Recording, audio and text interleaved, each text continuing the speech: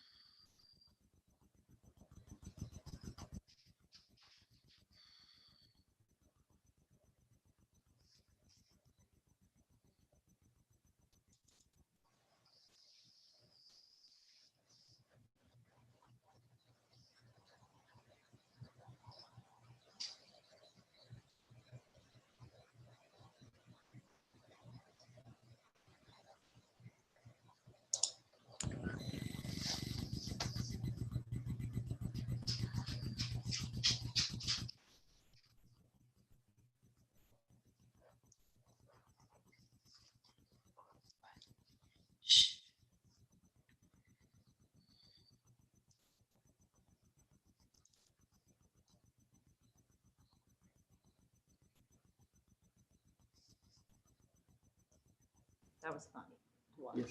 Yes. Okay, we're live now. Good afternoon. Welcome to the Hagerstown Planning Commission meeting of October 14th. With me in the room are fellow commissioners far left, Shelley McIntyre, our council person, Ron Thomas, then Jim Stone, Judy Wheeler. Get something wrong? No. Yeah, Bring the balls. yeah, this is my staging stuff. Also in the room with us, planning staff is Kathy Marr, Steve Bachmiller, thank you, Megan Flick, and Debbie Calhoun. And Paul, you're with us also, but yeah. So welcome, everybody. We've concluded with the roll call. There are no minutes yet to approve. So we'll move on to the development review. The first one being Great Southern Wood Trailer Area. Okay. This is a site plan approval for the Great Southern Wood Trailer Storage Area on Maryland Avenue. Minor site plan file 2020-07. The site plan is for the conversion of a former parking area on the South End Shopping Center to a trailer storage area for Great Southern Wood. No buildings or employee parking are proposed. This area is that which was rezoned from CG to IG in the 2020 comprehensive rezoning. Since this is redevelopment of impervious surface, the Forest Conservation Ordinance does not apply in this case. The applicant proposes an alternate landscaping plan, which would result in an area being fenced on 3 sides and most of the 4th side with an 8-foot tall wooden fence. A row of emerald arborvitae would be located outside of the fence, spaced 1 per every 9 feet along the right-of-way of Maryland Avenue and along the common property line with the adjacent shopping center. On the side it will be extend back to the end of the parking bays, adjacent to the drive aisle that runs across the front of that building. 19.5 feet of landscaping, trees and grass will be provided between Maryland Avenue and the fence. A landscaped island of 10 feet will be provided along the property line with the shopping center, although the fence will be located along the back edge of this area. Approximately 8 or 9 feet of landscaping outside of the fence will be visible from the adjacent shopping center. The ordinance calls for a 25-foot buffer in IG when adjacent to CG. This is addressed as part of the applicant's alternate landscaping plan, compensating for the reduction in width with an 8-foot tall solid wood fence and soldier row of evergreen trees. No PRC meeting was held regarding this proposal. The following agencies have provided approvals: Fire Marshal, Water, Wastewater, and your report says planning, but we do have one condition, which I'll describe in a minute. Staff also notes that as configured, the applicant's existing sign will not be visible to traffic on southbound Maryland Avenue, but that's not anything that's in our ordinance that anything needs to be required of. We've been given a verbal conditional approval from the city engineer to move the project to your agenda. Memo will be forthcoming. Staff recommends approval, subject to the alternate landscaping plan, and approval of the site plan subject to one condition cited by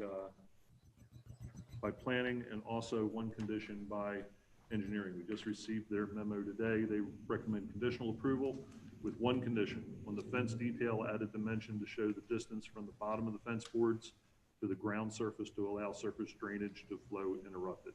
So that's approval from engineering, just with one minor condition. Planning does have one condition, and that is that the plan be approved subject to a condition that they either install sidewalks along the front of the site or return to this body at a later date with a waiver request asking that that requirement be eliminated. To give you a little bit of background, recently you had a conversation with an adjoining property owner regarding the issue of sidewalks, and the consensus amongst this body seemed to be that they would not be required to put them in if they would do some redevelopment on that property, given the topography of the area right along the road. Well, that topography doesn't change along the front of this site. I provided you some photographs, or a photograph, I should say, of the, actually, I may not have distributed, let me just double check. No, I did. Showing the area in front, it's up on the screen here. You'll see that swale that runs along the front of the shopping center. There's also a swale that runs along the front of this. So you have roughly the same conditions as you do along the adjacent property. But in order to keep the site plan moving forward and allow them to begin construction, Our thought is that you either need to give them a condition that they install the sidewalks and they would be shown on the plan before I sign them, or they would come back at a future meeting and ask for a waiver of that requirement. So you may want to have a conversation with Adam while he's here regarding that issue. That's all I have.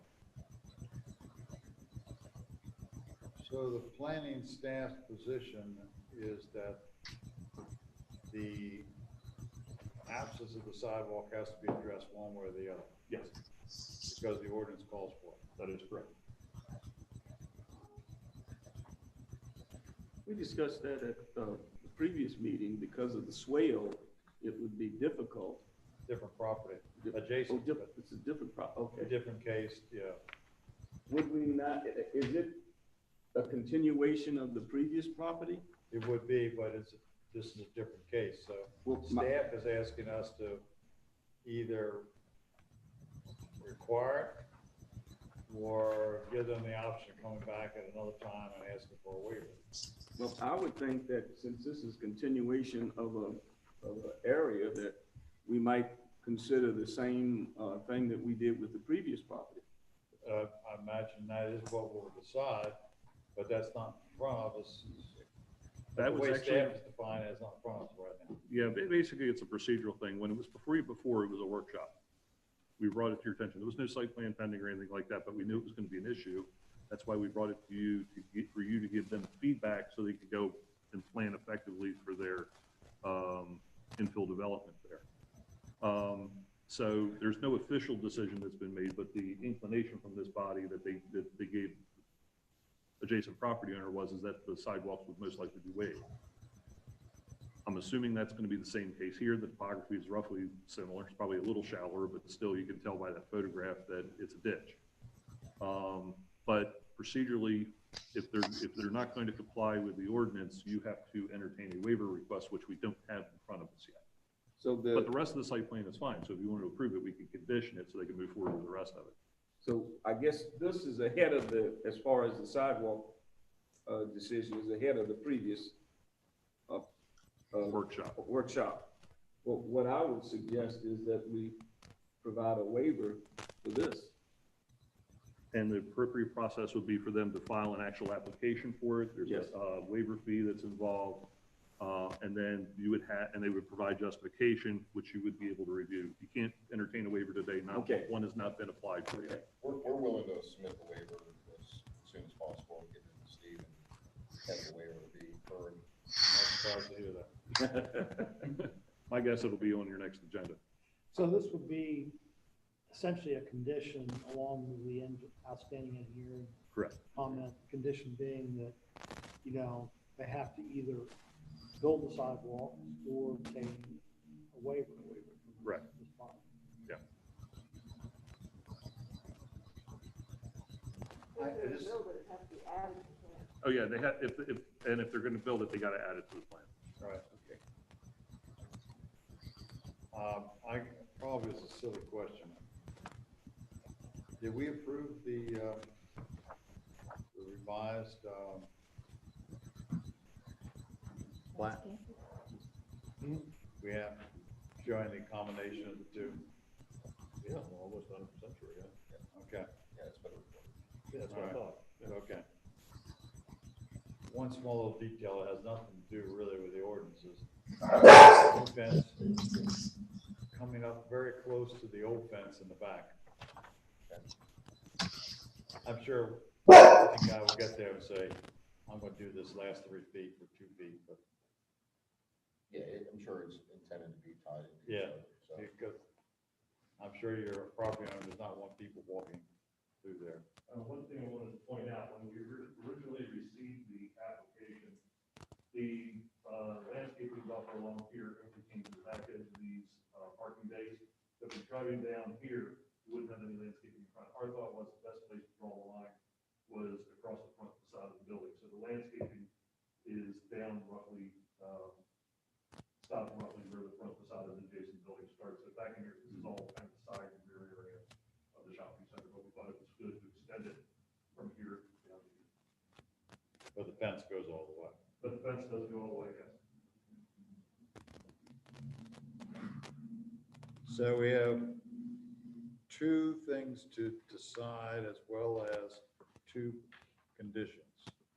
First thing to decide is the waiving of the required setbacks, landscaping Buffer, setbacks. yeah. Buffer, from 25 feet in one case to approximately 8 or 9 feet. Technically, it's, well, yeah. And then the second one is approval of the site plan with the condition that either show and build the sidewalk, come back later, and that the drawings be revised to show clearance underneath the fence. You all want to handle that as one motion, or you want to do two motions? I make a motion that we approve the alternate landscaping,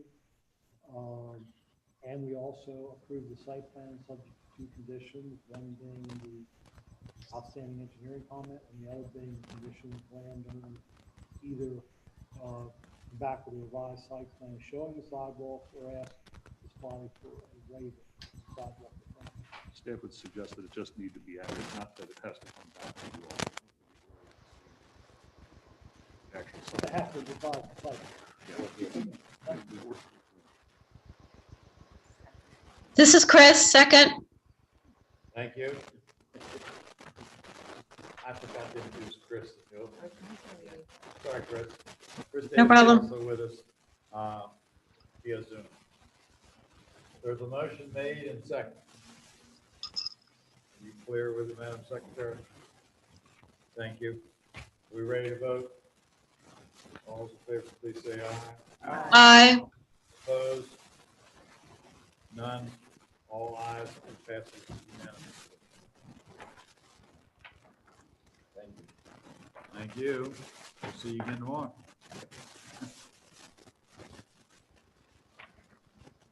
All right, our next item is Point Full Broadband. They seek a waiver for installing a sign. It's not my day. No, Megan, do you have Mr. Rodriguez on now? that's all.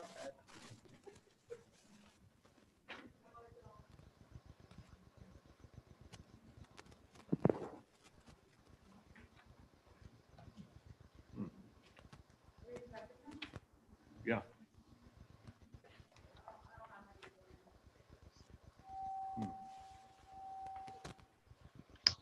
Anybody sitting in the waiting room or anything?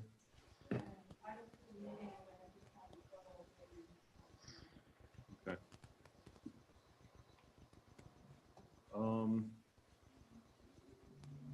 I don't know. I mean, it's not our place to argue somebody's waiver for them. Well, his document argues his case. Well, if you want to move forward with it, I guess you can, but We all want to do, you want to wait? Debbie, did you say Proceed. that he's having trouble logging in? No. Oh. He's a technology guy, you think he'd be fine. Maybe he thinks we're starting at 7.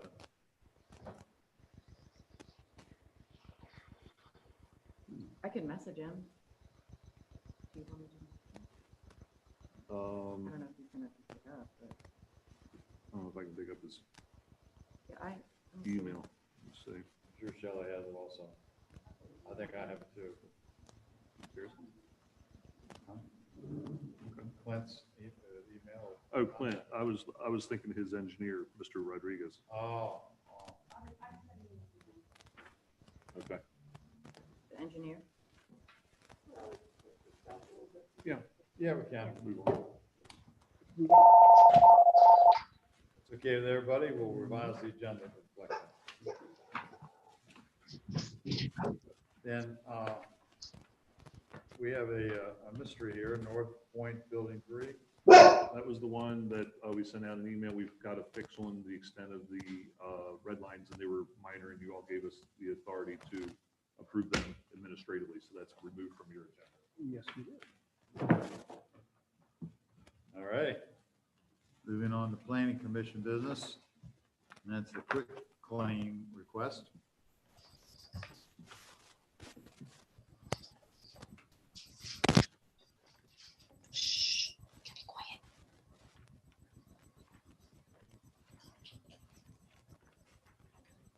Good afternoon. Our department, City Engineering Department, received a request from the owner of 352 Summit Avenue.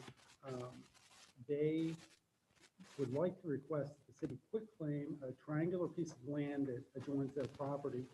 It's a point of land that's at the intersection of Surrey Avenue and West Memorial Boulevard. And it's a little strange situation there because not only do you have a triangle of land that the city owns, but there is an alley right away, alley 2092, that was never built, but there's an alley right away there, and it cuts through that triangle.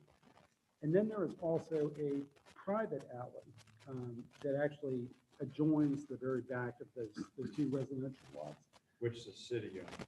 The city does not own that private alley. Oh, It's unclear in our research and the applicant's research who does own it. Our city surveyor has looked at this for about a week, and he still hasn't figured out who would own that private alley. But the city, there's no indication that the city has any interest in it. So we took the request, put together a memo, and sent it out to the various city departments to see if there were any concerns with the quitclaim request. There were no concerns from any department except for the wastewater division. It turns out that there's a sanitary sewer line that also cuts across the triangle through that public alley, that alley 2092. It goes to a manhole that's out in Memorial Boulevard, and then it cuts through, crosses Surrey Avenue, and continues in that alley as it heads south.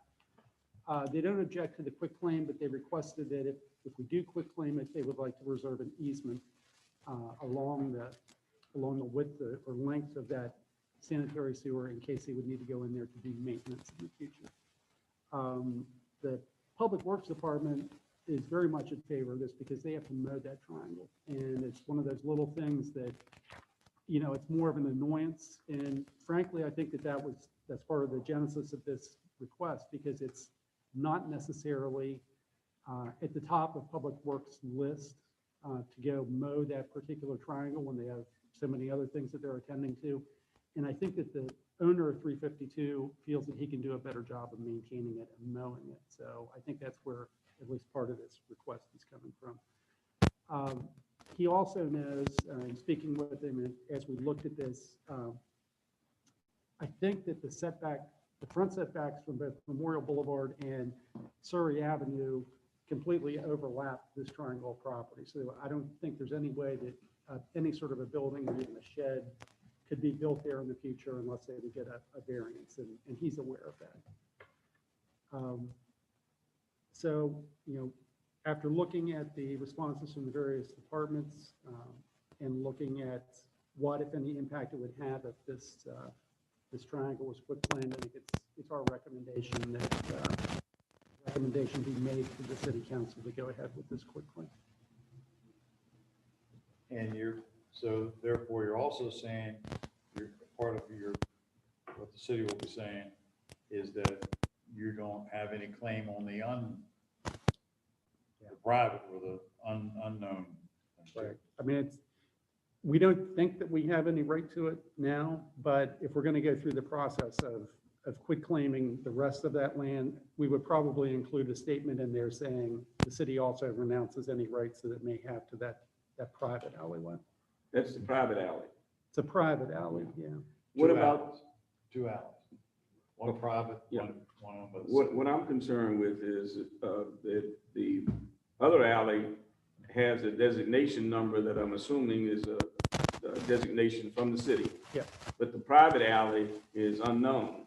That's right. What I'm concerned about is the 352 is the gentleman that wants to get the quitclaim. Is that correct? That's correct. What about 350? Has there been any contact with this individual to determine if he has any concerns about the part that borders his property? Has he been using it to gain access to the back of his property or whatever that he would have an issue with?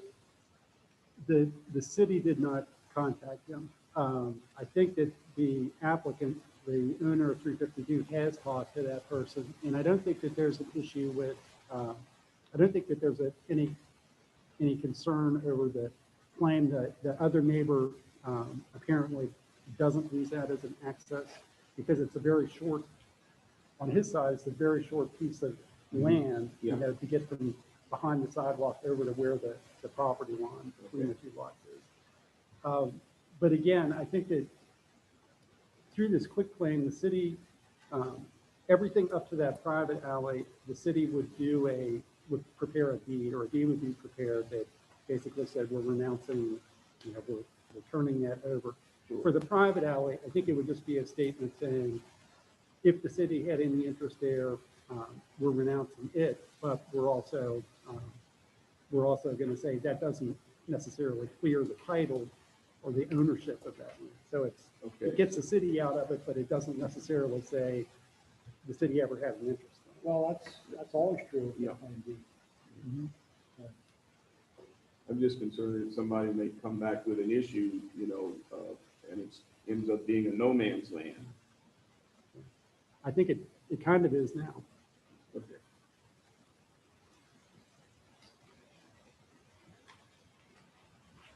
Well, the city is satisfied with it. I don't have any more issues. The only comment is your memorandum, you have the reference at the top of the page. Correct. I saw that when I sat down. I'll correct that before we take it to the council. Now, does the owner know that he's also gonna have to do the sidewalk? Do the sidewalks? No. The sidewalks are there. No, I mean, I'm sorry, Oh, snowmobile, I would- because he's picking up he is. what looks like close to 150, 200 feet of sidewalk. Hopefully he has a snow blower. Well, but he will, as the owner, he will be obliged to do it. That's a good point. But, yeah. Oh, he's already one of those corner lot owners, so he's already doing more sidewalk snow removal than a lot of people are. But you're right, it is definitely is gonna add to that.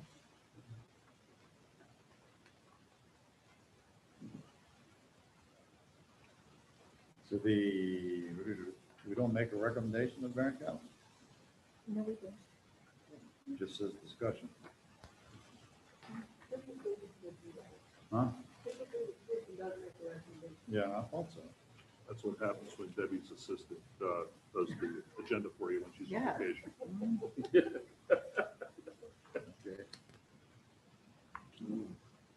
I'll entertain a motion. I'm going to approval of the quick claim. Section? Ready to vote? All those in favor, please say aye. Aye. Opposed? Aye. Chris, you were an aye? Sorry. Yes. Thank you. So it's unanimous and one abstain.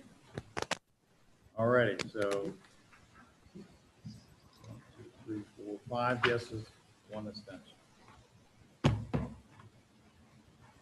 Still no Mr. Rodriguez, huh? I'm looking back from claim yet.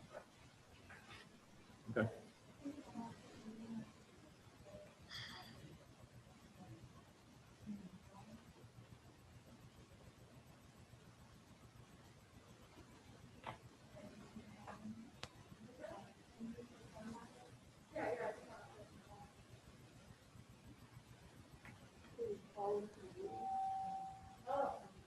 There was a phone number provided. I think.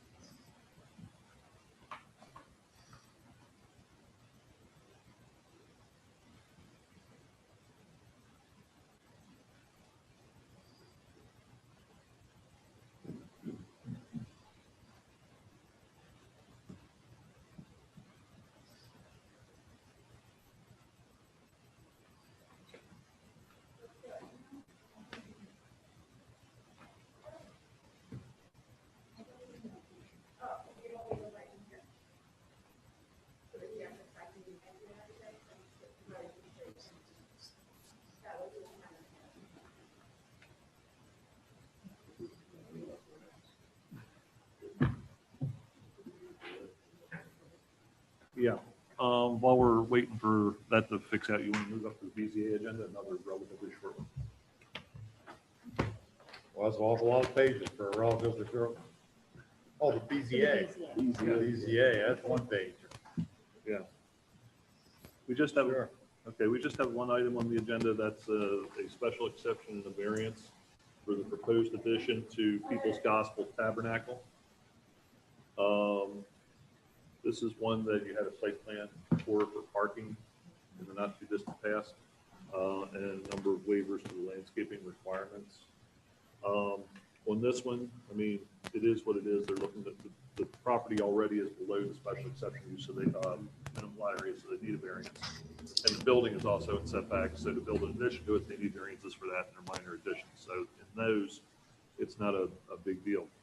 But one thing we wanted to bring up to you at the staff level is the issue of the parking lot. When somebody comes in with a site plan to make improvement to a property, we usually look at ways of bringing a parking lot up to as close to current landscaping standards as possible. But of course, we had a site plan for that here recently.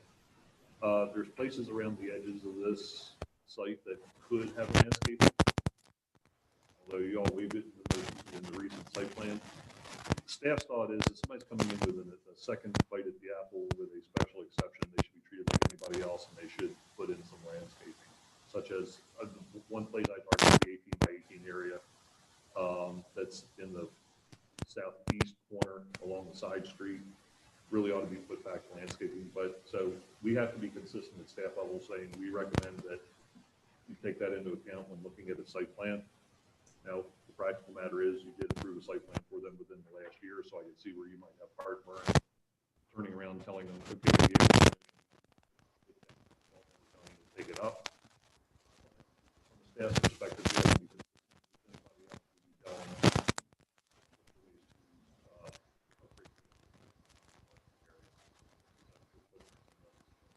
who be telling them What's the condition of the parking lot now? Is the asphalt down? the asphalt's down, it looks great, except it's pretty much just paving from property line to property line.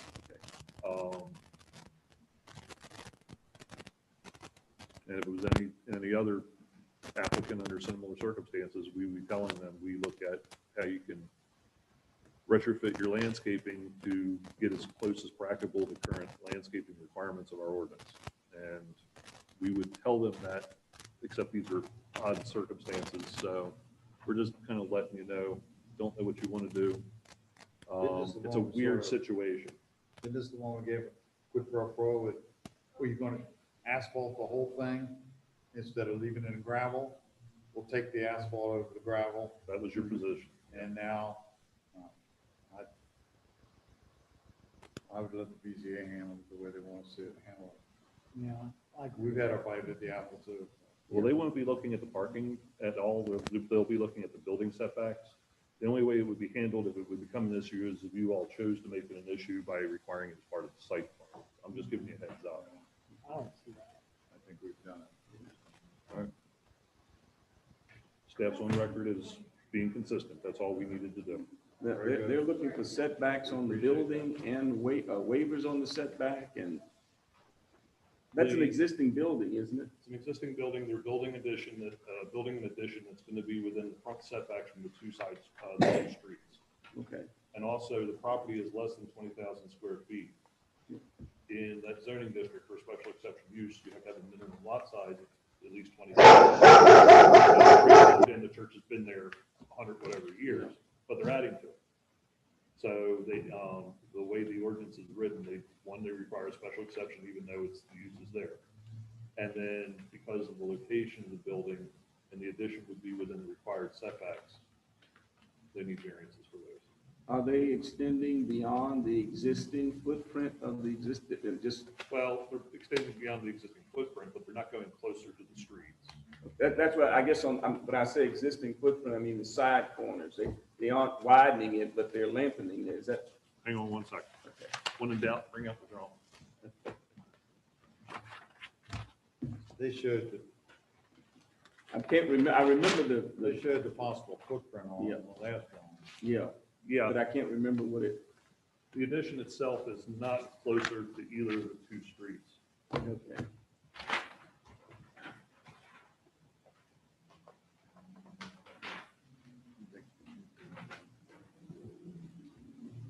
Gotcha.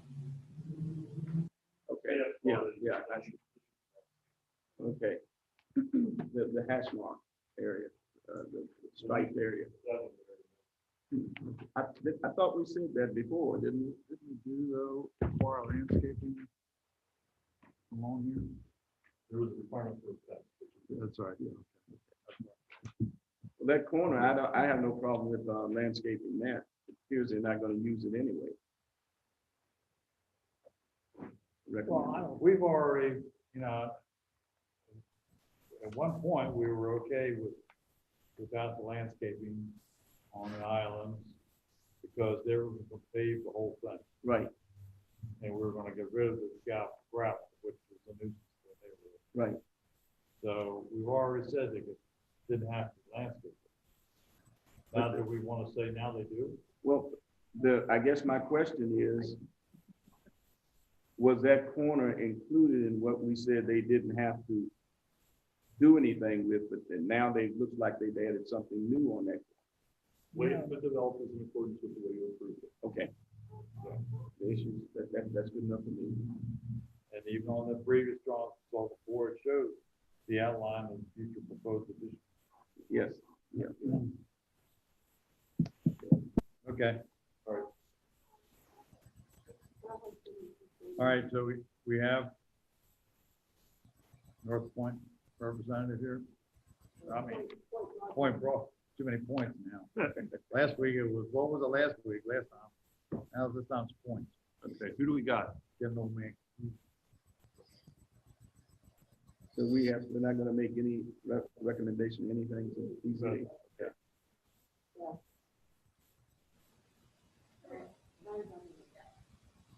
Hello, you there? Yeah, this is Gary Musiano on behalf of Broadpoint. Okay, hi Gary. How are you? Doing well.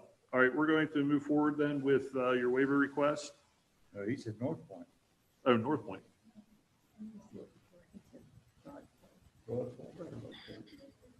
Gary, which project are you here with? Broadpoint on East Baltimore. Okay, Okay, that is what. Point Broadband. Okay. This is a waiver request for Point Broadband. This is site plan, minor site plan 2020-05 at 205 Mill Street. The Planning Commission approved a site plan for a utility facility for a broadband provider at this location at a recent meeting, and the work is currently underway. When beginning construction, the developers discovered that installing a sidewalk on Baltimore Street would involve more grading and filling than initially believed.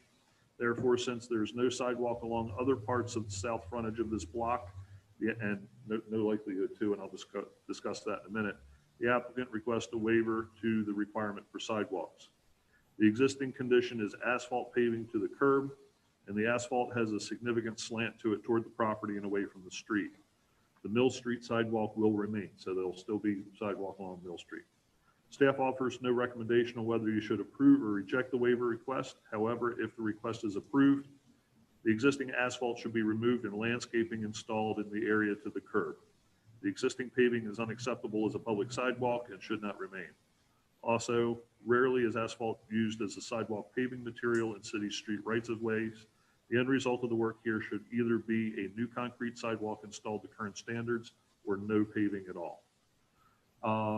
And Megan just put up on the screen some photographs that they provided as part of their waiver request. You see they have a gentleman there in the orange shirt holding a level with the top of the curb. So it gives you an idea of the slant into the site. And then Megan, if you could go to the other illustration showing streetscapes. This is the air photo. Take my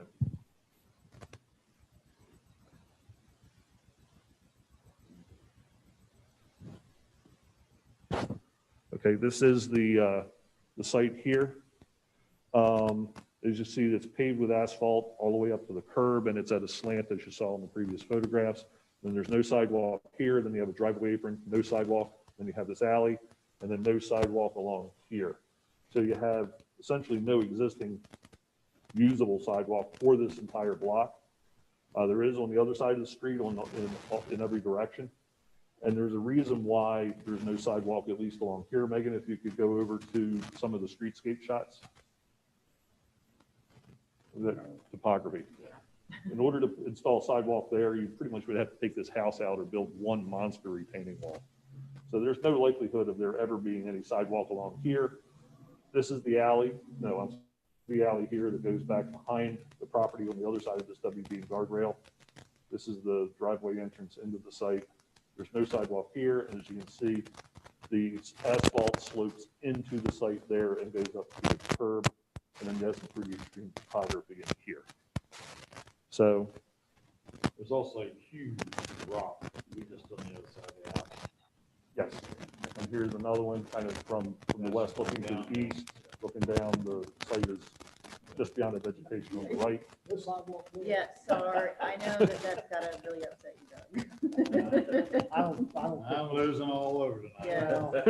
I don't think the city's gonna buy that. No.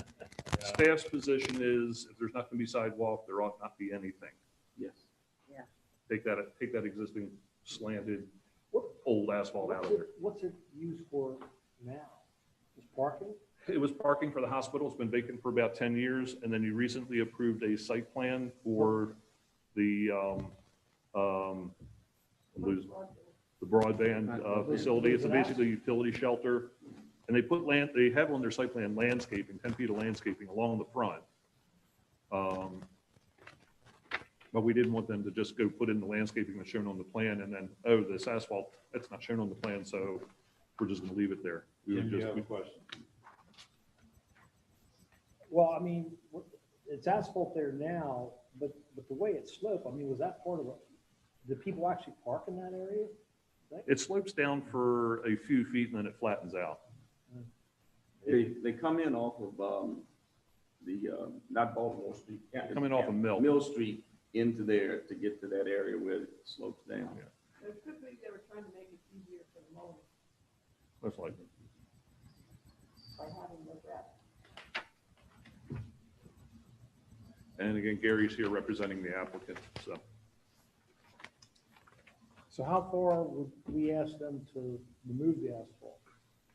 Not all the way, I mean, because that keeps on going, right? Well, behind what was shown on the site plan for a sidewalk, they were gonna have a 10-foot landscaping edge. So it's already gonna be, a lot of that asphalt's gonna be pulled up anyway. What we would be looking to do is the few feet that's heavily sloped there Yeah. also be pulled up and made part of that landscaping buffer. Basically just grass. I'll make a motion to waive the requirement for the sidewalks. Do I need to add the condition of the existing asphalt being removed? Staff would request that, yes. With the condition of the existing asphalt being removed and landscaping installed in the area of the curb. I'll second that. Motion made and second. Is there any further? Before we move on, I would like to hear, is the applicant okay with this? Yeah, and that's really what our request was based on. So the motion sounds acceptable to me. We're gonna remove the asphalt, we'll grade it, and we'll plant grass there, so it'll merge with the landscape that's already been proposed and approved. Gary, if you can let Mr. Rodriguez know, we'll need a red line revision to the plan showing those changes, just so we can throw up the file. Will do.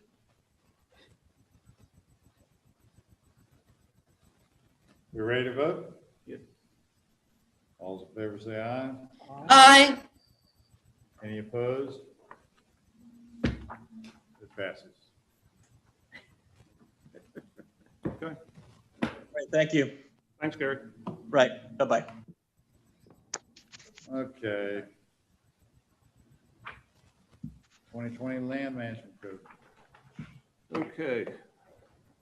I appreciate your tolerance as we fed this to you in sections. As you know, we've got a system set up where rather than do text amendments every time we get an idea, given how much work is involved in it in revising the ordinances, we consolidate or we collect ideas over the course of a year, and then once a year, we put together a package to present to you for an annual update of the code. And in the last several years, I've kept saying that this should be it. This should be the end of the big packages. And we remembered that too. Yeah. Well, good news, folks. I think we're now down to the small packages. Remember that, folks. I can't speak for any great policy ideas that this one may come up with, but as far as process goes, we've got the process to where I want it to be.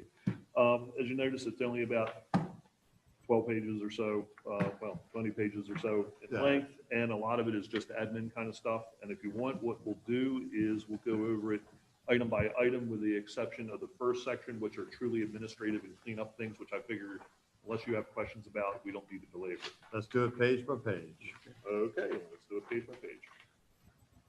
First one, under the 6 administrative items, is to revise or to renumber the chart in the use section, Article 4, Section Z, the use chart. The charts are labeled A and B. We're going to change that to 1 and 2 because the outline structure is alternating letters and numbers, and somehow we ended up with Section Z and then Chart A and Chart B. So we're looking to just change those, and that would also be, these charts are also referenced in the table of contents, and they will be changed there as well.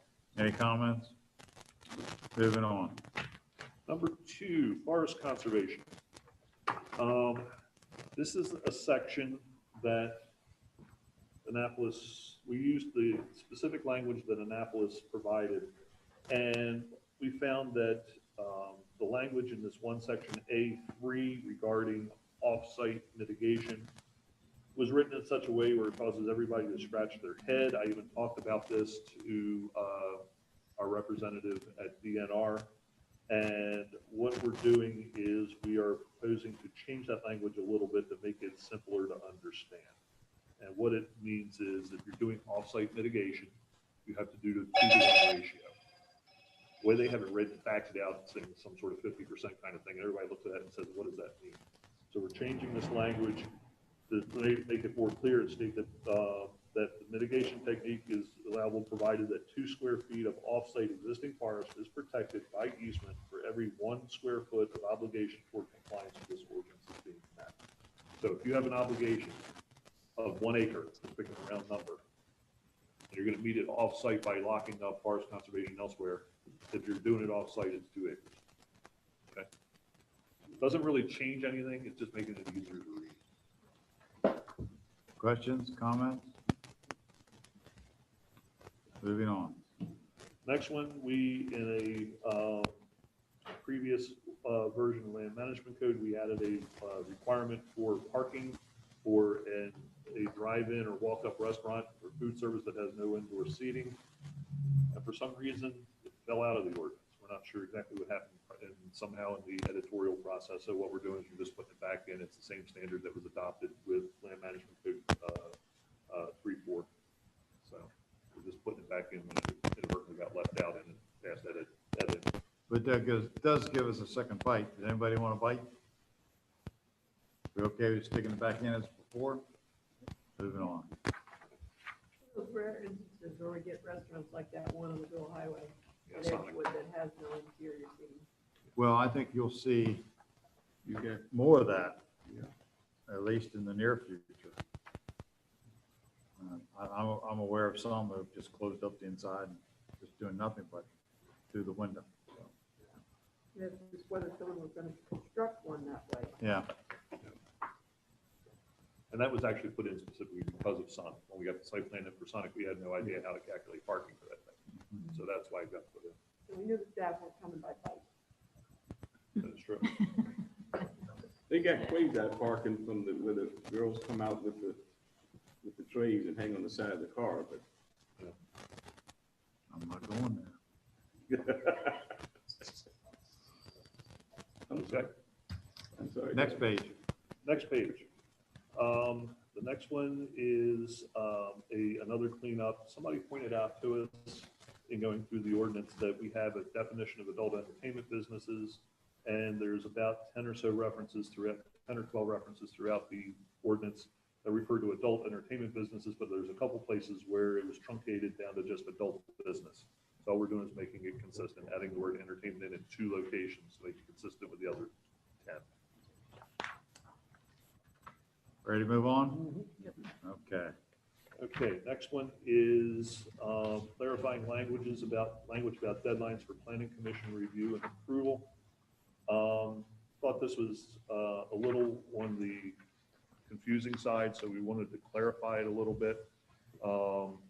And it refers to subdivision regulations, which is a term we don't really use anywhere else in the ordinance, so we're just kind of bringing it up to current speed a little bit. It will now read, the commission shall approve or disapprove the final plat if all requirements of this article have been complied with, including approval of any waivers thereto by the planning commission within 30 days after the submission thereof by the planning and code administration department to the Where's this? commission. I'm sorry. It's in the This is second one of these package that new- he sent. It wasn't in One of the these first additional package. transactions. Let's stick with the original package. And I've got it all, but because the way you fed it, I've got it out of order now. Oh, okay. Stick with the original package. Okay, then we're moving on to policy stuff. I'm removing, there's 2 administrative things. I'll pull those out and we'll move to policy. First policy. We've had some conversations, and actually there's also some of this addressed in your cover memo with some developers about permitted uses mostly in the CG district, but there's a little bit of rollover of one use in this proposal in CR and IR. In that regards, adding some uses to the CG zoning district. And we didn't see any particular problem with them. There were some others that were brought to our attention that we had some concern about unless there was performance standards placed on them. That's covered in the memo. We'll talk about that in a minute. But the proposed use, proposals, I should say, the chart shows that we would add to the CG zoning district, adult daycare with vocational centers, indoor plant cultivation in the building is 25,000 square feet or less in gross area and built before 2020. I need that explained why we need to consider that. I think it had to do with existing buildings that are out there that are kind of hard to retrofit for other uses. It was a way of making some of our more difficult to adapt buildings in the CG have some more opportunity. Nobody's going to be able to go out and build a building for this. So where do we permit them now?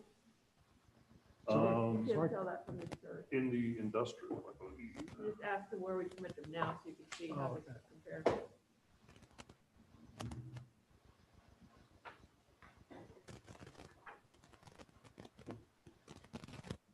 I think we allow it in CCMU.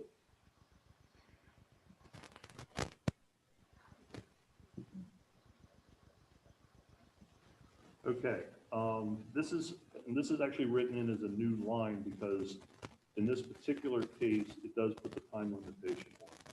In the existing ordinance, we have the following. Indoor plant cultivation and processing facilities with interior space of 25,000 square feet or less in gross floor area. That's where it ends. And it's permitted in the CCMU, IMU, IR, IG, and in the PUD region. It's also a special exception use in the BOM. What this would do is it would add the CG zoning district to that list, but the building has to be built prior to 2020. And apparently be a single-use building. You read that part. I'm sorry, yes, and it has to be in a single-use building, so you can't take a section out of a shopping center and turn it into an indoor plant cultivation. It's got to be a single user of the building built before 2020. Is it going to be older? Depending on what you're growing. I still So if don't you're see the sharing the compelling building, need. it might get through into your space. Medical marijuana has a smell. Yeah. Which is part of this category. So if Yeah. you're in a shopping center, the potential could get up into the HVAC, the smell. That's why it's different for single use building. you run into that issue. Bring to mind, everybody must- I understand what you're saying, but I still don't understand the use. I don't understand the purpose of it. I mean, I just, I'm sorry, I'm not following. sounds to me like there's an application for a specific building to do something.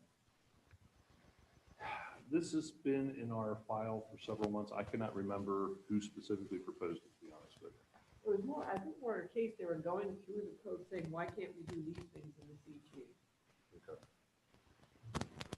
I don't think there's any specific request, it's just, why can't we have more uses available to us in the CG zone? And there's some in the memo where staff do not agree, that they wanted to add. Well, I need to do some more work on that, because I don't understand it. Just don't understand the need for it. Well, let me walk through my presentation a little bit more for the rest of this. If we are going to do it though, I don't see any particular reason to put the buildings built before 2002 on it. I mean, the issue is gonna be whether we find that's an appropriate thing to do in the CG district. Staff would, and that's fine, but staff would recommend if that's the case, not to approve, because you don't want valuable, vacant CG land, somebody going out and saying, hey, this is a great place to go build a metal building and have a use that generates very little in the way of commerce along our major thoroughfares. So staff would recommend that your question or your point is very on point. I completely agree, deciding whether or not it's appropriate or not. But then if you take the date out, you need to work in your conversation. Is this warehouse, more of a warehousing / manufacturing type use, one that you would want to introduce on raw land in your CG districts? Right. Or redevelopment? The other uses are carpet and upholstery cleaning services, visual and performing arts studios, performing arts companies, medical and diagnostic laboratories, commercial and private membership, outdoor swimming pools, provided the pool meets distance requirements from residential uses, and sports betting. And then with the visual performing arts, we also added CR and IR, and for sports betting, also CCNU. Now, moving on to the other uses, I'm going to just read verbatim that last paragraph on the memo. One developer, and I'm going to tell, actually, this particular site is actually relevant here. This is Randy Cohen and All-Star Court. He's looking for ways to use the remaining properties that are in the Hagerstown Commerce Center. And they were looking at the ordinance in the back of the cul-de-sac back down the hill. And they were looking through the use chart, and they said, and this is where they were saying, well, why not this, why not that? So these uses, RV parking and storage, small bay flex warehousing, self-storage mini warehouse facilities, construction and landscape contractors with storage yards. Staff is not comfortable with any of these uses unless there's protections built in to limit them to low visibility areas. They are not appropriate uses to be inserted among the commercial developments that front our major thoroughfares. These conditions could include requiring them to front local streets only and not comprehensive plan collector or higher roadways, minimum lot area requirements, and requirements for vehicle parking and outdoor storage to be screened from adjacent properties. And actually, technically, there is a requirement in the ordinance already where we have automobile impound and storage yards to have exterior buffering and landscaping to begin with. So it would be consistent with what we've done before. So those uses should not be just put in carte blanche into the ordinance as far as staff's position is. Because think about if there's a redevelopment site or just some raw land that's sitting out there on Dual Highway, are these appropriate uses for these high visibility locations? And staff's position is no. But we could write in performance standards that limit them to local, such as the examples I just used being on local streets, which All-Star Court is. And it would really limit where they could go because the vast majority of our CG zoning is on comprehensive plan highways. There isn't much in the way of CG that's on local streets. There's some, All-Star Court being an example, but there are few. I support your plan A, not B, because that'll come back to haunt you. So, I mean, I would just say, these uses are not appropriate for CG anywhere in the city. I mean, we're making an ordinance for the entire city, not just for All-Star Court. Mr. Cohen wants to try to consider something else, you ought to come back in for rezoning. And actually, we had conversations with him about that, and our analysis is it would be very difficult to rezone those areas given the proximity to the comprehensive plan. They have to so change from the state, there's been no change. No. Well, yeah, and of course, he asked for it to be CG.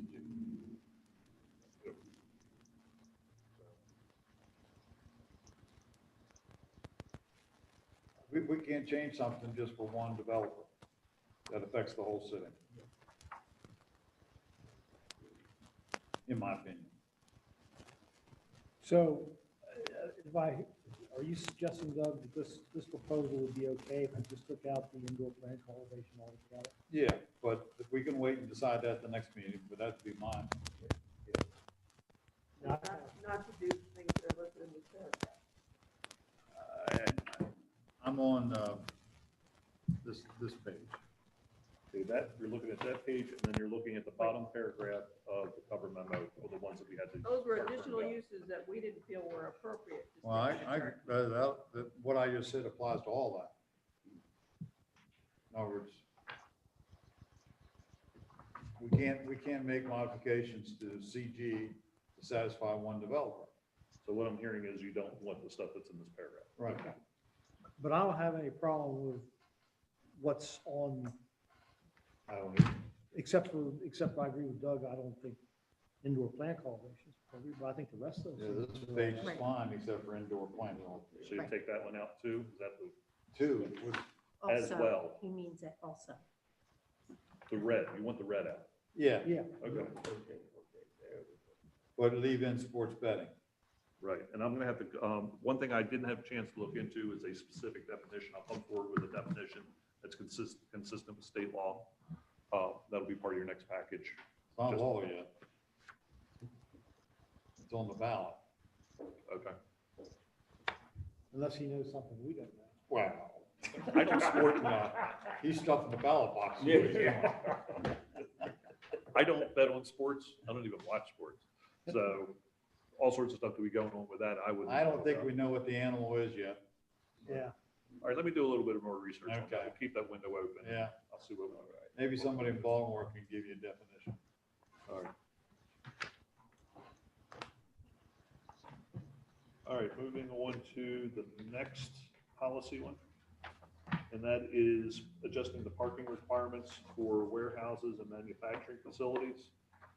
As we've been going through the process of marketing various industrial sites with the newfound interest the industrial development community has in Hagerstown, we're finding that our parking standards were a little on the high side. And Kathy did research and found this to be the case. Using her research, I proposed that where was it? I can't remember. That we adjust the parking requirement for warehouses and wholesale to go from one space per 1,500 gross square feet to one per 2,000, and one for every 350 of office space and sales floor space. One per 350 goes to 1 to 400 and clarifies that it's gross floor area. And under manufacturing plant. Couple comments on that. Sure. Good. I have no problem with the 1,500, 2,000. I don't have a scientific reason, but it makes sense to me because of automation and everything else. The second one, though, from 350 to 400, I'm not sure, because even the one right down below manufacturing plant, you still are keeping it at 350 for office space. So I don't see a reason to change the 350 to 400 for office space. Secondly, I like the words used, gross floor area, gross. Because some people could say net or gross. So I would start defining, when we mean gross, we mean gross. Right. And I think in most cases, it'll be that. Those are good words there, I think, as far as I'm concerned. Yeah, the change we're making to the manufacturing plan is just clarifying how we calculate it. We're not, But you kept it at 350. that is true. So, I think in the next page or so, there's another instance where it's still 350. I think. Well, where was it? When you say that you found that this was restrictive, more restrictive when compared to others, was it the one space per 2,000 square foot or 1,500 square foot? Was that the problem, or the problem was? It's tighter than most around. So the one space for each 350 of office space, that's not been you don't see that as out of whack with others? When, in looking at the mega warehouses that the county has approved, they must have given a variance to every single one of them, because their standards match our standards, and none of the warehouses that they've approved to be built meet them. So they must be granted BZA approvals each time. So clearly, the people coming in with these things don't think they need as much parking as both of our codes require. We were hearing the same thing from the tenant of the big building, the first big building at North Point, so that's why we started researching what are all the codes up and down 81 between like Carlisle and Winchester, what are they requiring, and they were kind of all over the place. Some of them, and we don't propose that here, base it on the number of employees. Well, if you're building spec mega warehouses, how would you have any clue the number of employees that would be involved? And you got the Christmas rush and everything else. So, yeah, that would just be, again, I have no problems of 1,500, 2,000, maybe even higher. But if you're gonna go 350, 400, then I think you need to look elsewhere, because that's a function that's not been affected by automation. That's people sitting at desks, answering phones, typing at their computers, filing stuff, sitting at desks. There's not I would like to see more justification on 350 to 400, but I have no problem with 1,500 to 2,000. And if you think there is justification, I would suggest we do it other places, not just, That's right. I mean, manufacturing plant, I don't see why that should be. That should go to 400 too, if that's Yeah, valid. That's because what you think. It's the same function. As I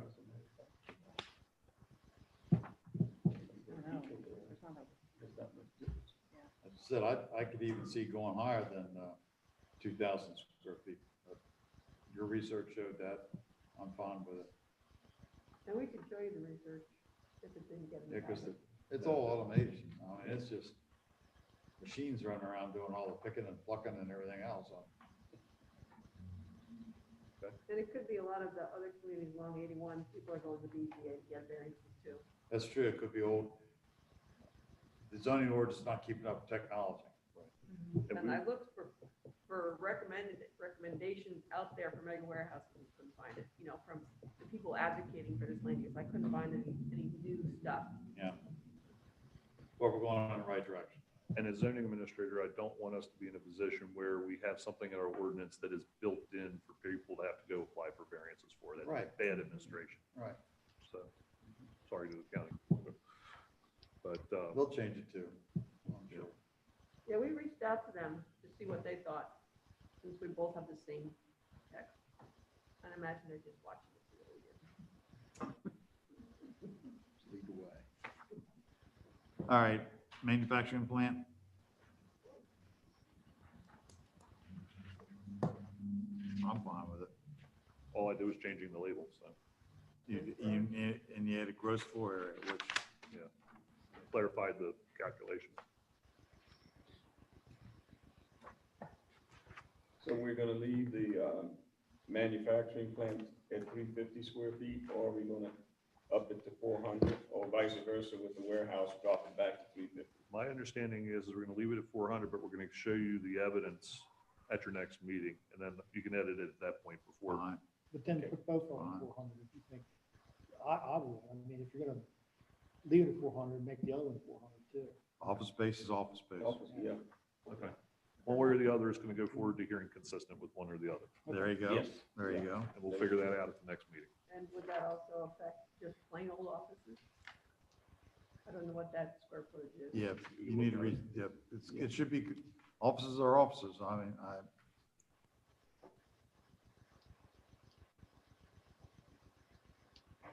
course, there are more copy machines now.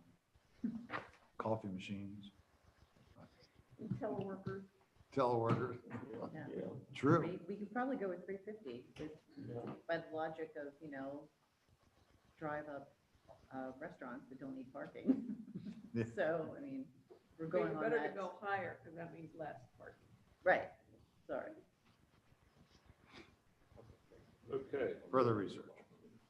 so now we're gonna move on to small-scale breweries, distilleries, and wineries. This was discussed at your last meeting. And what we did is we put it into proposal format as directed by you all at that meeting.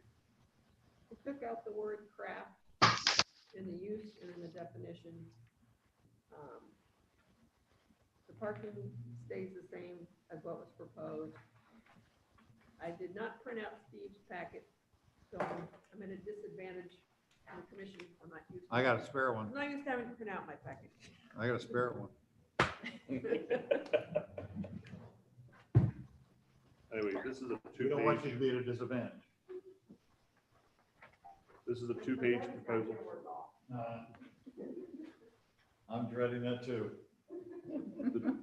How it would appear in the use chart is found on page 2 of this particular proposal. On that page, I have two comments. Again, I like that gross square footage, and I would use it as many times as possible. So down in Article 4, Section 0, Section O, subsection 4, in that you first start off with one space per 50 square feet. I'd try to work the gross in there somewhere. Well, but that's, when you're talking about the square footage of a tasting area, you're necessarily talking about inside dimensions anyway. Well, I don't know. I understand gross versus net. Is net is minus stairwells and, Originally, you were. Yeah, walls, all approving the that map stuff. and marked it for Uh, you. But this is a tasting, right. you're talking about tasting area. So I guess if you said gross, it wouldn't make any difference because No. it's not going to include walls. Kathy Right. just brought to my attention that we do have a map showing where this would be limited to, and it severely restricts, because there was concern about it being out, and I apologize, it did not get into the packet. Matt, Because we have changed the way we're proposing it be allowed, based on the conversations we had last time. And so instead of saying in certain areas it can only be 7,500 square feet, in other areas it could be bigger, we're just making it all be up to 1,500 square feet. And then you could allow, if it's up to 1,500 square feet, with or without outdoor tables, no outdoor speaker, you're permitted by right in the CCMU and the conversion district, which is where we have these old factories that are in funky places. And then up to 15,000 square feet or less in building area in an industrial building built before October 1, 1956, with or without outdoor tables and no outdoor speakers as a special exception in CG, PUM, IR, and IG. That's where we have these old buildings with the concrete floors and they tend to be clustered together, like on West Lee Street and North Prospect Street in the downtown. So you could, in those districts, kind of create the kind of clustering that these businesses like to do. And we have a map that shows that. we'll see it next But it's time. basically, it's We'll close see to it next time. downtown and sort of in the rail corridor areas where those old buildings were. Right. Examples are like, the old factory-looking building at the corner of Maryland and Memorial. That kind of building would be perfect for this. They've got other. Oh. I doubt it. Unless Gabby put it on. So what do you think, Doug, of the, But it's in the center part of the city. You were concerned about them being out all over the place, that we should focus on the downtown. So it's focusing on the downtown and those industrial spines from the old days that are right close to downtown. Right. Okay, I'll look forward to seeing the map. I'll I send was it out moving- tomorrow. Sorry. well, I think this addresses a lot of your, it doesn't go completely as far as you suggested, but it goes a long part of the distance. Right. And it's areas where these buildings are that they need apparently. Yes. Where did you leave that?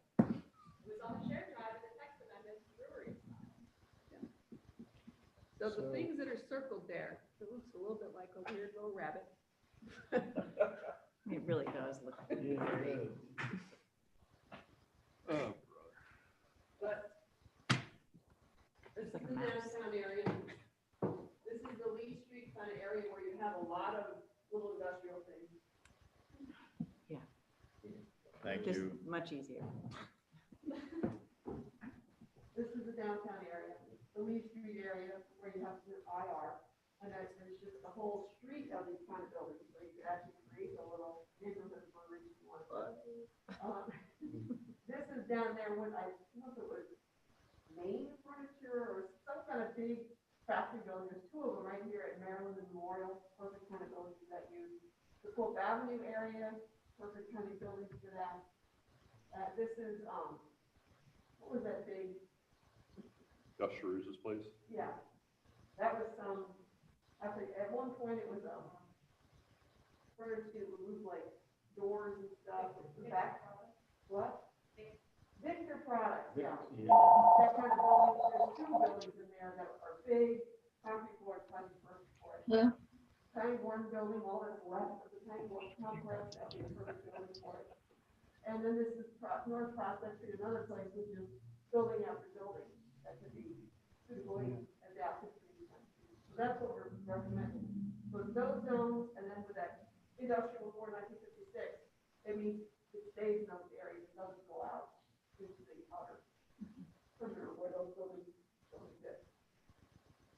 Good. I like that. Now, at the bottom of the page there about breweries, in the requirements section, I would suggest you add the words gross. And in the last sentence, it ends 1,000 square feet. And my question would be, of what? I know you know, but does everybody else know? In the manufacturing area. Whatever you want to call it, you know, is it manufacturing? Okay, Brewery, yeah. What was the first issue Well, that you had? one space per 50 square feet of tasting room. With the gross Gross. floor area. Now, Jim, you had a problem with that. No, not Okay. because I just think, I think in that particular case, net square feet and gross square feet are gonna be the same, because you're necessarily talking about space interior to a particular room. I agree, but if we say gross, then everybody knows what we're talking about. That's why, I mean, I'll say fine. So that would include public restrooms and all that kind of stuff. Yeah, stairwells, everything, just, it's easier for Steve to be able to calculate too. I mean, thank you, it's gross. X times Y. Doug, you were talking about down here with the 1,000 square feet. Yeah. I think it refers to, after it says room or similar public space, and it then says, as for the manufacturing and or warehousing area, the greater of one space per employee on the maximum working shift, or one space per yeah. 1,000 Oh, yeah. square feet. So you do define it. They do define it, yeah. Okay, But again, the gross square feet should go. we need the gross in there also. Right. Now, I'm done with that page. Anybody else has got anything? Moving on. Next, Now, next page, Kathy, you were sort of talking, alluding to some of this by date of construction. Because that's the only difference between those two lines. Right, plus, if you're gonna do, it gives people a chance in these zones, if you're gonna be doing possibly outdoor dining also, it gives you the chance to have a BZA meeting. People live beside these buildings and they have concerns that they wanna be able to voice. Well, both of them say with or without outdoor tables. Yeah, the first one is permitted by right, and this one, if you're gonna be in these zones, whether you have a table or not a table, it's a special exception. So people who live nearby have a chance to come to a BZA meeting and say no, or yes. Okay. All I right. live there by, I'd be like, yeah. What is, Anybody else? But it gives the general public a chance. Jim, you good? Yep. We ready to move on?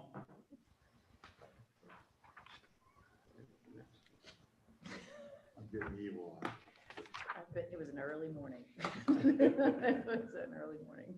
Next page. okay, next page is a codification of an interpretation we made to avoid a problem, basically. What we're looking to do is add language to the ordinance when it comes to the issue of through lots where you don't get the rear yard exemption if you're up against the collector or arterial highway or the comp plan map. What we're doing is we are exempting in the exemption if you're on the edge of the municipal boundary, then you can still fence your entire backyard with a 6-foot fence. And this came about because we received a request for a building permit or a zoning certificate for a fence on one of the cul-de-sacs in the west end of Hager's Crossing that backs up to Cade Road.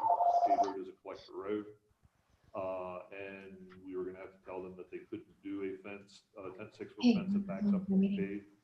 And we checked with the county, and the county really has no comparable. They allow fences, as you can see on Pennsylvania Avenue near Fountainhead Shopping Center. So our thought was if the county doesn't care, why do we? And this really only affects a couple of places around the city, McDade Road.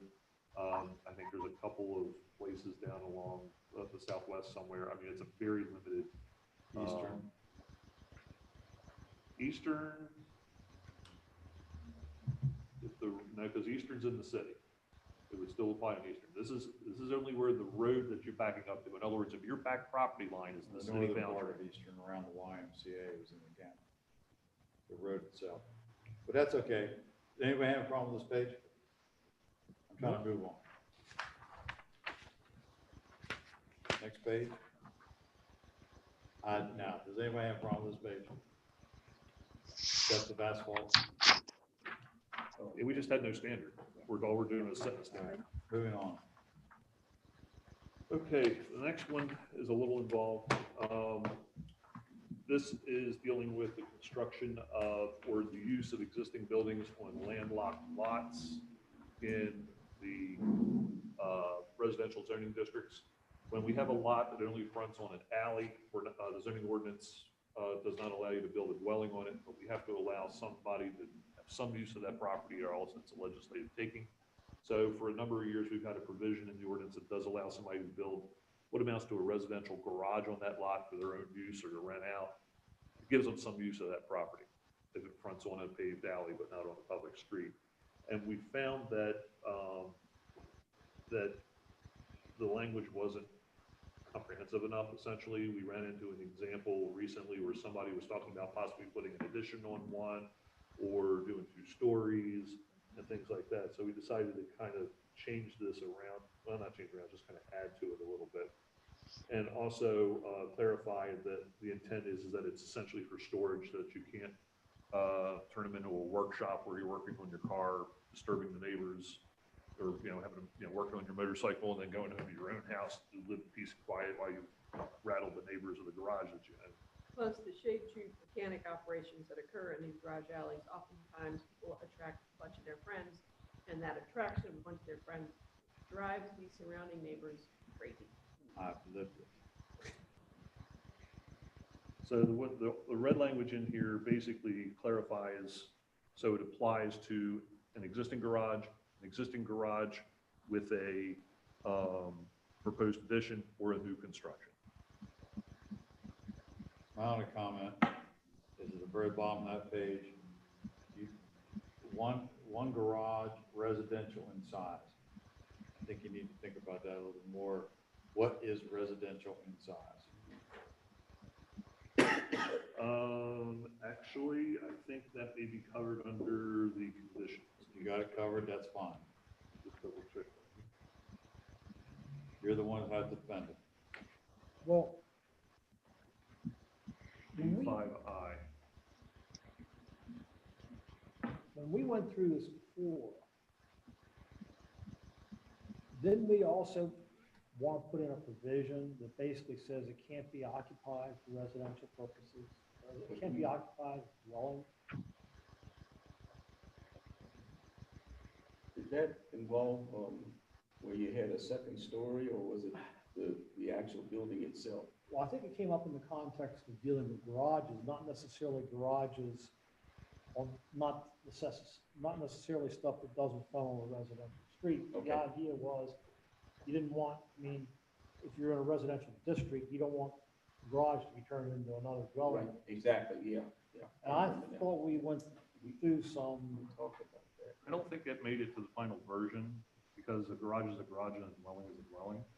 I mean, if you want to add something I in, mean, you was can. that the, This has been on the books for probably close to 10 years now. So my recollection is a little on the vague side, but it seems to me that it was discussed and we decided that the language is okay as it was because nothing in it implied that you could live in it. okay, all right.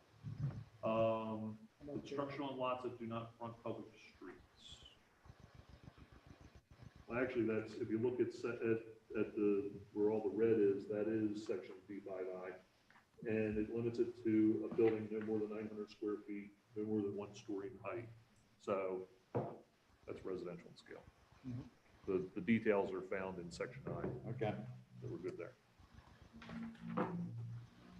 Moving on, this is adjustments to the new provision regarding large accessory buildings on large lots adopted last year. We did our first one of these with Dr. Farah out there on the terrace. We went through it, and believe it or not, we actually have another one that might be coming along as well. But we found that once we had it on the books, and then when we applied it, it probably could use a little bit of tinkering to clarify a couple things. One of the things was put a cap on it, that it's used for the people who live there. In other words, somebody should not build an 1,800 square foot detached building just so they can turn around and rent it out.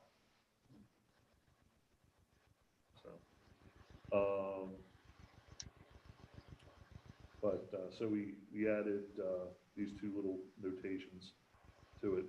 I mean, for the most part, it works, but Gross. gross. I can add the word gross. Is this because of the sidewalk thing? Saying gross? I wasn't sure, like, Huh? is this because of the sidewalk thing? No, just tonight. Just tonight? Okay. Doug's revenge. Yeah, Doug's, He's getting even. yeah. Okay, Like Fred with the dumpster. there you go. So everybody okay with that? Then we'll move on to the next one, which is buffer widths. I didn't write this one out because it was going to be a little bit of work, and I wanted to get your feedback on it before putting in that effort. I'm sorry, Steve. The bottom of that page in blue, did you just address that? Which, are we going back to the last one? Staff have found that the requirement of a special exception with its Oh. no worse threshold. Yeah, thanks for putting that out. I forgot to mention that. We're also lifting the special exception requirement. Special exception to me is a pretty minimal standard to meet. And if what you're building is going to comply with principal structure setbacks only already, which this does, and you've got a half an acre, why make it go to the BZA? I don't see any point to it. I'll just throw this out. I sometimes look at it as going to BZA as a useful tool to allow adjacent property owners to know what's going on, instead of having all of a sudden construction going on. I mean, if you want to keep it, we can. I just, that's my philosophy. Yeah, there's kind of two ways of looking at it. One is that way, and the other way is the effect on the property owner. Why make the property owner go through a process that they have a 99% chance of getting anyway? Two ways of looking at it. So, I mean, if you want to keep it, I'm not, no hill for me to die on, but I thought it's really kind of not necessary. But if you want to keep it, that's fine, whatever you want to do. I mean, I would go with it, it's not necessary, 99% of the time is pretty high percentage. And that's, anybody else have any other opinions? I'm okay. Chris, you live in a big lot area. What do you think? Everybody comes at this differently in my neighborhood. We've talked about it. If somebody wanted to build a 2-story tall, 1,800 square foot accessory building in their backyard fronting an alley with a principal structure setbacks, which means the building would be at least 35 feet from the rear property line anyway. Special exception or no? You know, people have talked about, building those types of buildings for their car collections and, that sort of thing. Most of these houses are big enough, but I think as you fan out into the neighborhood, it's the needs are a little bit different. I'd have to talk to my neighbors to get you some really good feedback. What about a shed, a 2-story shed in a residential subdivision? That's the same thing. Keep in mind that in order to do this, you have to have a property of at least 20,000 square feet. So the vast majority of the houses and neighborhoods in the city will not qualify for this to begin with. Yeah, there's only a couple in my neighborhood that would work for. Yeah. And So basically what you're saying is if you get caught, you're in trouble. well, you also have to be building something over 900 square feet.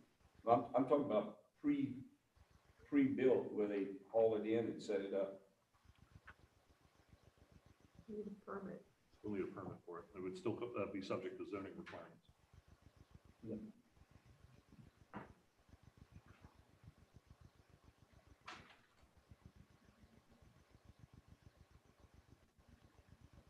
I mean, I'd take it, I don't feel strongly about one way or the other, but I would probably take out the special exception as well.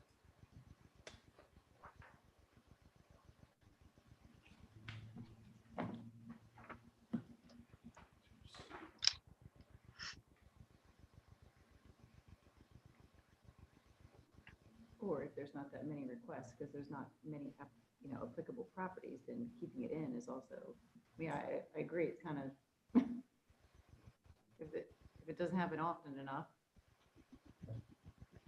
I don't feel like strongly one way or the other, And I don't honestly. either. I mean, I looked at the example that we had, which was Dr. Faraz. It's like, look at it this way. If somebody came in and the property was vacant, there was no house on it, but somebody wanted to build a house, a 2-story house, that's 1,800 square feet on the same location somebody's proposing that accessory building, you could do it by right. Right. That's true. So, Well, wait a minute, I mean, how can you build something that's an accessory structure if there's no principal structure? No, he said, You're if saying, the 1,800 property was square vacant and I wanted to build my house, Yeah. which I can do, on the location of somebody proposing that 2-story accessory building at that same location, you don't need a special exception for the house. But the accessory building, assuming there was another house on the property, would have to go to the BZA for a building the same size, same dimension, same distance as the property lines as the permitted by right house. Because we wrote into this that to do this, it has to meet principal structure setbacks to begin with, and you can't get a variance for it. okay. And a lot of the parcels this would apply to are much bigger than 20,000 square feet. It's the ones on the outer edges, like up on Marshall Street. There's some houses, their backyards go way back. Or down in the Empire area, there's some really long kind of rural lots back there. But I think Shelley's right. We're probably going to get very few of these anyway. yeah, so if you keep it in there, it's not gonna be, Yeah. I don't have any strong opinions one Yeah. way or the other. right. I mean, then, let's keep it in. Okay, we'll keep it in. That way it protects the homeowner, the neighborhoods. Okay, that stays in. Anything else on that? Okay. Moving on to the next one. This is a consolidation thing more than anything. If you search the term buffer in both Article 4, the zoning ordinance, which bulk variances to go to the BZA, and Article 5, the subdivision land development ordinances, which waivers, which are the equivalent of variances, come to this body. The vast majority of the references are Article 5, subject to sub-review and reduction by you all. There's a few that are stuck in Article 4. I'm just looking to make it consistent, not changing the standards. But if somebody wants a reduction for a buffer, just make it part of your all's process. Don't get the BZA involved. I support that, but I do want to review what that is. And I said, next time, Okay. I reserve the right to change my mind. Okay.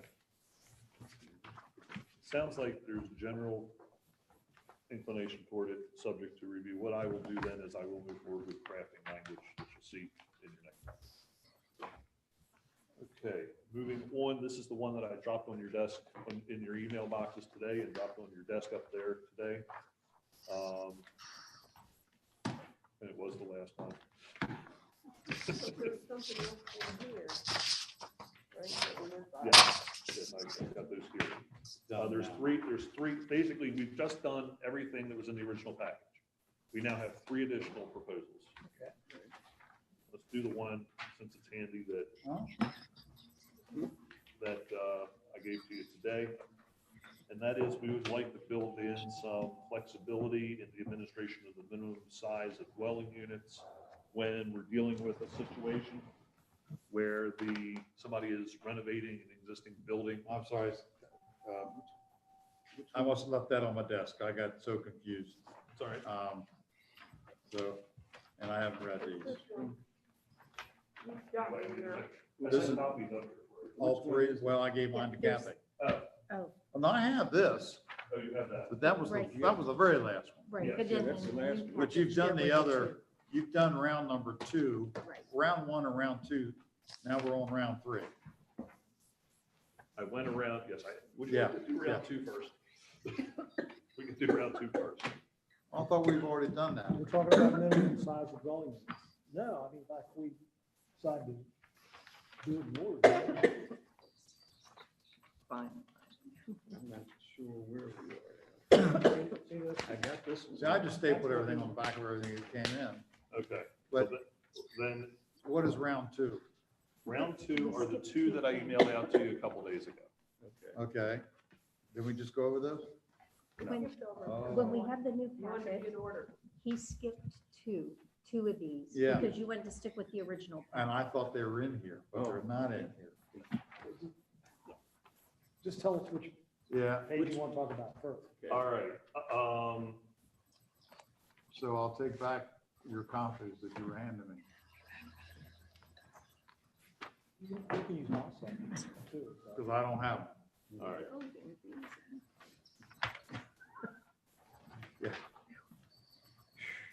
We're down to 3, honest. We're down to 3. Thank you. I have that. This is the one. And I have this. One is Article 4, Section A, General Provisions. The other one's Article 5, Section C. Number 14, Final Plat Approval. Is that what we're on now? Yes. Got them? Yes. Okay. We're going to do Article 4, Section A. All that is some clarification of some references to the past comprehensive and current comprehensive plans and comprehensive zoning plan.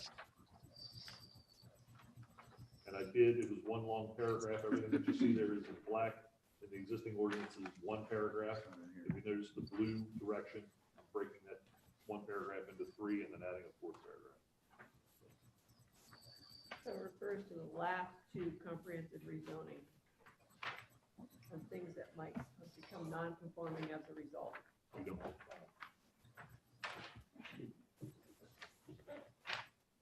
No, this I had not seen.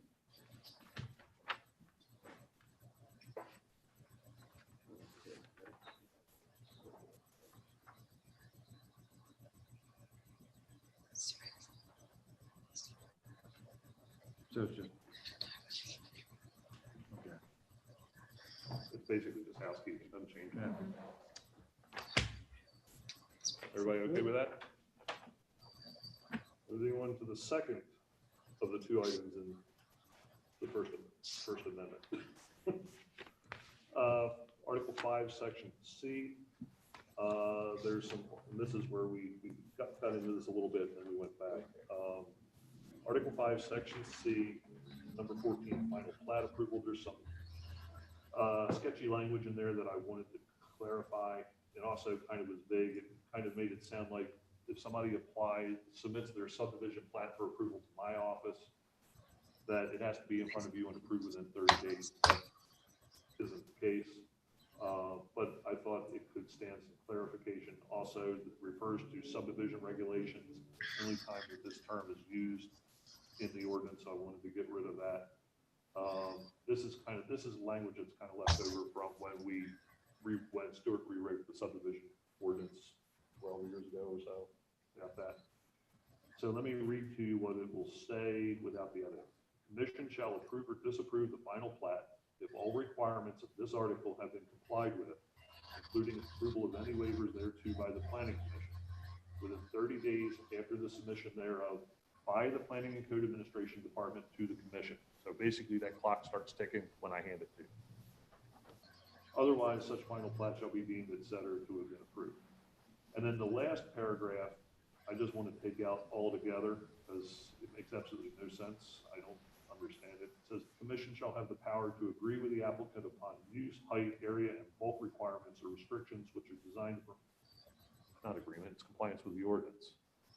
I mean, we do put in conditions at times, but we're not going to sit here and negotiate different setbacks, different height limitations, what uses you can or can't have.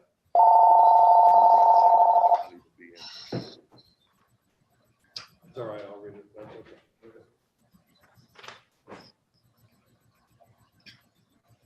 Is everybody okay with that? Yes. All right. All right. And the last one. This is one I gave today.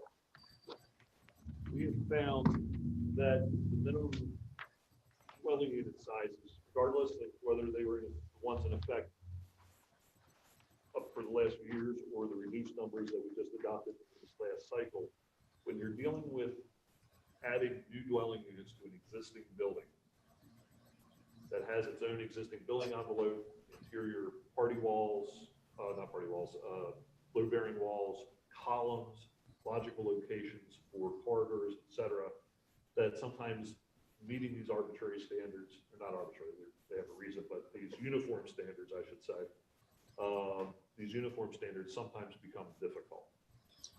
And I started interpreting the ordinance where I had a little bit of latitude where if there was a unit or two that was a little under the minimum, that as long as there were other units in the building that were noticeably larger than the minimum, I kind of just traded off a little bit. The example of this is the Hamilton Hotel. That building has been renovated for a large number of apartments at this point. How many? 24. 24 apartments. And they are suitable for occupancy. They have temporary, and the people living in there. And out of those 24, there was 2 or 3 where they were 15, 20, 25 feet maybe under what would be the limit. And if I held to the absolute letter of the law, they wouldn't have been usable. There was no real way to accommodate it.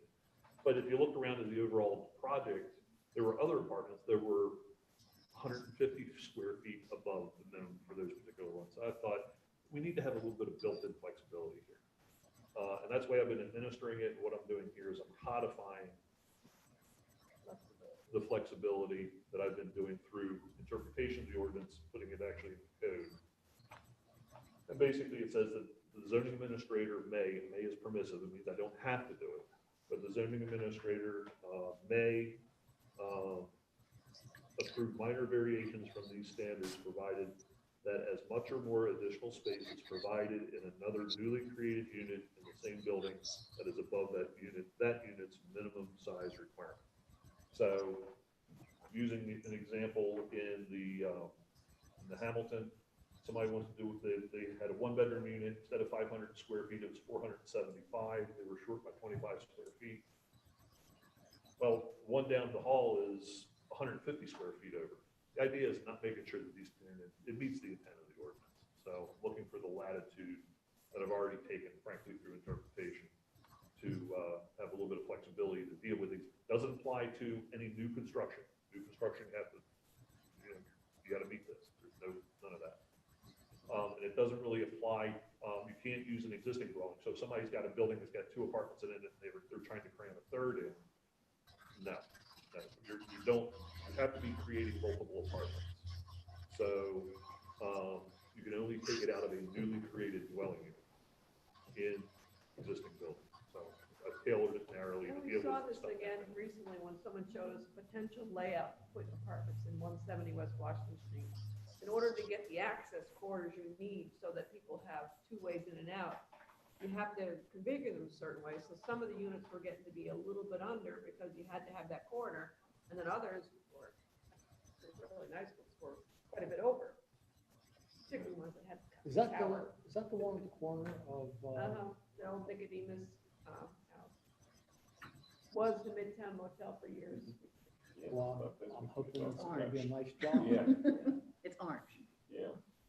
I think all this is good, except I just wonder if there's really a need to say, provided that as much or more additional space is provided, another newly created unit in the same building as, I don't understand the need for that wording. I mean, I understand what you were doing, but that doesn't help the person who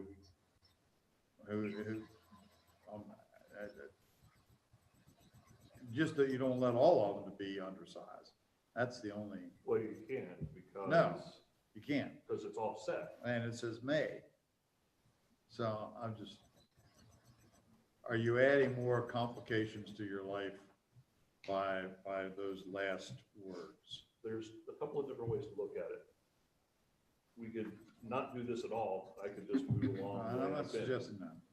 And I'm saying that that's a viable option. I'm just, I could just continue to move forward as an interpretation, but one of the things I worried about a little bit when I wrote this, because I did write it to be flexible, is I think what you're getting at is, where does that flexibility end?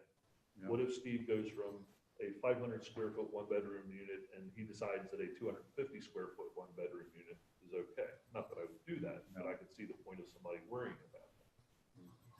My general attitude is I wouldn't go anything more than maybe 20% of the square footage area. But again, that's me doing my thing as zoning administrator. One day when I'm no longer zoning administrator, somebody else is doing it, maybe they would do it differently. I don't know. So maybe you might want to tighten it up a little bit. I don't know. What happens if someone comes in at 20.5%? But yeah, so go over all that. It's just almost giving yourself too much wording there. If what you're suggesting, Doug, is maybe you end the sentence after the word standards Yes. on the Yeah. 3rd line, and Yeah. just delete Instead the of- rest of it. I wouldn't go further than that. Yeah, I think that would be fine, and I don't think that's too much flexibility. I mean, But it it's still gonna allows be a for judgment call anyway. It is, yeah. To take everything out after standards. Yeah. Okay. That gives me more flexibility than the road, which It I'm okay does, with. but I mean, But you're, You're gonna do it an anyway, agent of the whether we city, put I it mean, in you're there or not going to be doing the bidding of the developer, and you'll be making good decisions, you or your replacements in the future. And I can tell you as zoning administrator, I would not, as a matter of policy, I wouldn't approve one where all of the units are barely meeting theirs and somebody wanted to throw in an additional unit that was underneath. As a matter of policy, if you're gonna ask the zoning administrator to do this, you're gonna show me that there's other units that are bigger. That way, because then you're starting to get into how many units can you get into a building, and it's a permitted density issue. 100 pounds in a 5-pound bag. Exactly, yeah.